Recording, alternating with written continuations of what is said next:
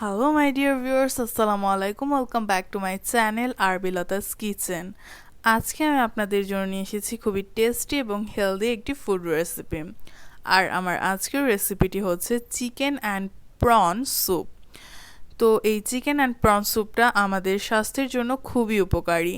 আর এই chicken and prawn স্যুপটা কী করে প্রিপেয়ার করতে হয় আজকে আপনাদের এটাই করে দেখাবো।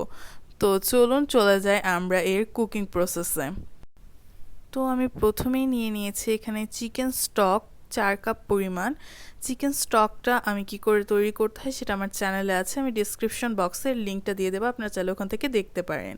এরপর আমি এখানে কিছু বোনলেস চিকেন সেদ্ধ করে হাত দিয়ে ঝুরঝুরা করে নিয়েছি স্যুপে ইউজ করার জন্য।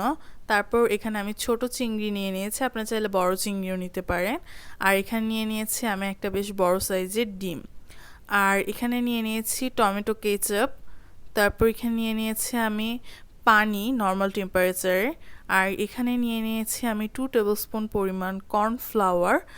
আর তারপর নিয়েছি একটা ইম্পর্টেন্ট ফুড ইনগ্রিডিয়েন্টস লবণ। আর তারপর আমি এখানে নিয়ে নিয়েছি কয়েকটা কাঁচামরিচ। এখন আমি চিকেন স্টকটাকে চুলায় বসিয়ে দিয়ে এখানে প্রায় 1 কাপ পরিমাণ চিকেন, যেটা আমি সেদ্ধ করে ঝুরঝুরা করে নিয়েছিলাম, সেটা অ্যাড করে দিলাম। তারপর এখানে অ্যাড করে নিচ্ছি আমি যে চিংড়িগুলোকে হালকা লবণ দিয়ে সেদ্ধ করে নিয়েছিলাম, সেই চিংড়িগুলোকে এখানে অ্যাড করে দিয়ে খুব ভালো করে নেড়েচেড়ে নিতে হবে। এভাবে আমি মিক্সড করে নিচ্ছি। তারপর এখানে আমি টেস্ট অনুযায়ী 2 টেবিলস্পুন পরিমাণ সল্ট অ্যাড করে নিলাম। তারপর এটাকেও খুব ভালো করে মিক্সড করে নিতে হবে, পুরো রান্নাটা হবে মাঝারি আঁচে। তারপর এখানে যে টমেটো কেচাপটা ছিল সেটা আমি মিক্সড করে নিচ্ছি। আমি এখানে 2 টেবিলস্পুন পরিমাণ টমেটো কেচাপ অ্যাড করে নিলাম। তারপর এটাকে আমি ভালো করে নেড়ে একটু ফুটিয়ে নেব।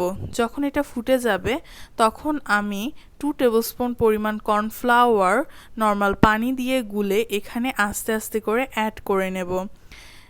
এবং যতক্ষণ আমার মনে হবে যে আমার স্যুপটা ঠিকমতো ঘন হয়ে ওঠেনি আমার পছন্দ মতো, ততক্ষণ আমি এটা অ্যাড করতে পারবো। আর যদি মনে হয় যে হয়ে গেছে সেক্ষেত্রে আপনারা আর অ্যাড করবেন না। আপনারা আপনাদের পছন্দ অনুযায়ী আপনাদের এই স্যুপটাকে এভাবেই ঘন করে নেবেন। এভাবে নেড়ে চেড়ে আমি আরও 5 মিনিট এটাকে রান্না করে নিয়েছি। তারপর একটা ডিম ফেটিয়ে নিয়ে আমি ডিমটাকে এখানে অ্যাড করে দিচ্ছি। ডিমটা অ্যাড করার সময় আমি অনর্গল এখানে নাড়তে থাকবো। তারপর ডিমটা দেখুন কিভাবে ফেটে গেছে। তারপর আমি কিছু চিড়ে রাখা কাঁচামরিচ অ্যাড করে নিলাম। আমি একটু ঝাল ঝাল খেতে পছন্দ করি, এই কারণে আমি একটু বেশি দিয়েছি। আপনারা আপনাদের টেস্ট অনুযায়ী এই কাঁচামরিচটা অ্যাড করে নেবেন স্যুপে। তো এভাবেই আমি কিছুক্ষণ জাল করে আমার স্যুপটাকে রেডি করে নিয়ে সার্ভ করে নিলাম। তো আমার স্যুপটা খুবই হেলদি এবং টেস্টি হয়েছে। আমি আশা করব আমার রেসিপিটি ফলো করে আপনারাও বাসায় স্যুপটা রেডি করে নেবেন। আর আমার রেসিপিটি যদি আপনাদের ভালো লেগে থাকে তাহলে লাইক, কমেন্ট আর শেয়ার করতে ভুলবেন না। আর অবশ্যই আমার চ্যানেলকে সাবস্ক্রাইব করে আমার সঙ্গেই থাকবেন, আমার জন্য দোয়া করবেন। Thank you everyone.